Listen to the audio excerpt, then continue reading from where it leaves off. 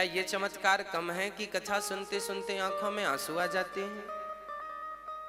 क्या ये भागवत जी का चमत्कार कम है?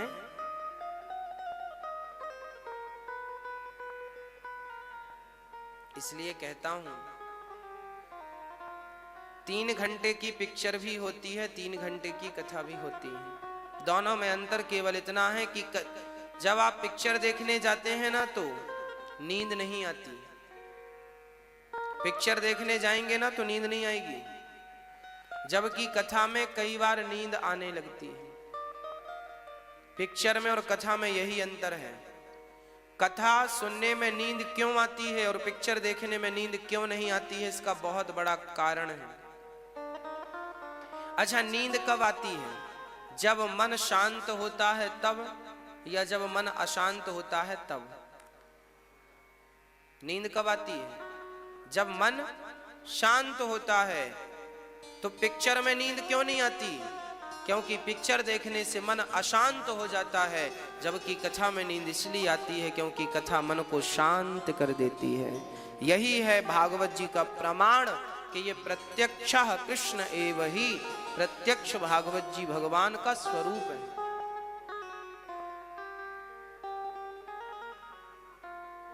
भगवान इस युग में यदि किसी को मिलेंगे तो भागवत के रूप में मिलेंगे, शब्द के रूप में मिलेंगे।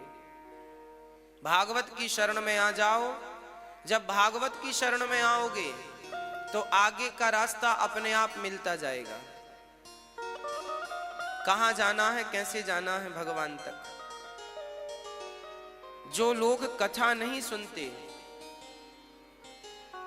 वो भी वृंदावन आते हैं, वो भी बिहारी जी का दर्शन करते हैं और वो भी भक्त हैं।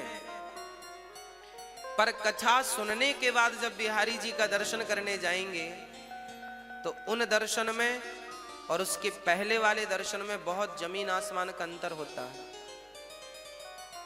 कैसे?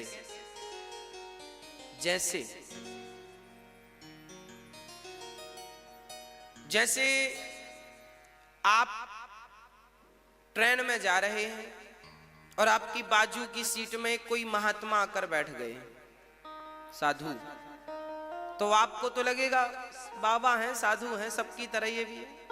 आप भी बैठे रहे, वो भी बैठे रहे।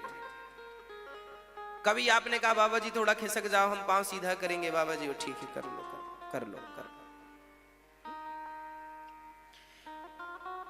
आपने बाबा जी को देखा, बाबा जी से बात भी की, पर जब आप ट्रेन से उतर के घर चले गए, बाबा जी भी चले गए।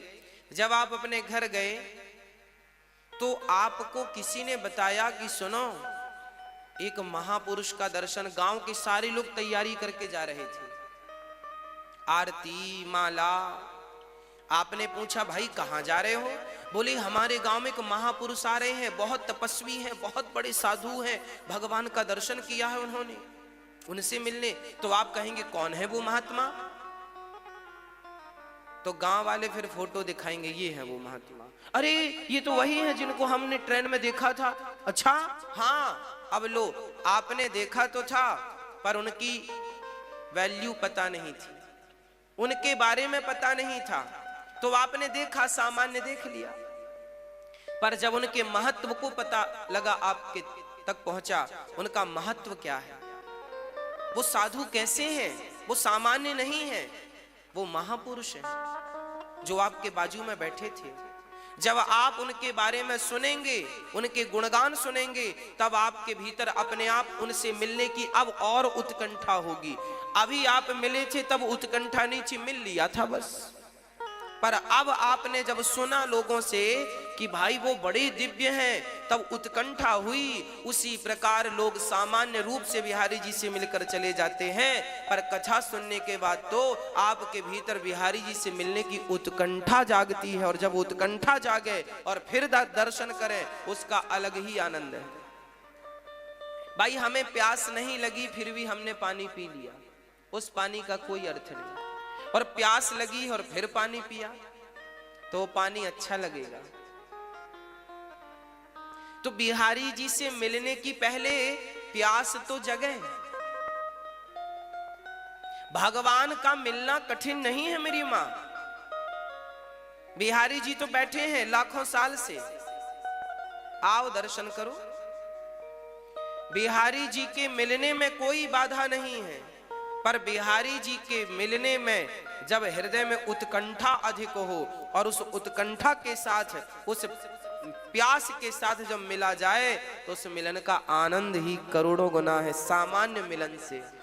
तो भागवत क्या करती हैं? भागवत आपको भगवान से मिलने की उत्कंठा प्रकट करती है। इसलिए भगवान से मिलने के पहले कथा से मिलना चाहिए। भगवान से मिलने के पहले भागवत से मिलना चाहिए। जब भागवत से मिलोगे तो भगवान के मिलने में आनंद आएगा।